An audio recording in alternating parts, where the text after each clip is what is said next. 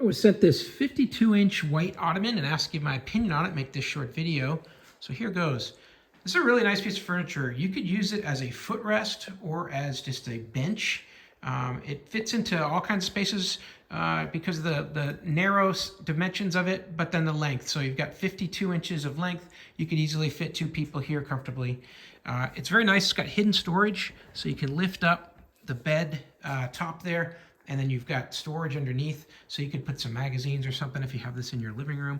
And the hinge on it's pretty strong, so it'll hold it at whatever level that you set it at, and then it'll be easy to close and just hold whatever you need inside.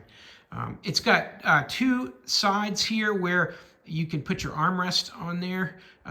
These armrests and feet on each side lifted up off the ground a little bit, which is nice. It's the right height for sitting and also for putting your feet up.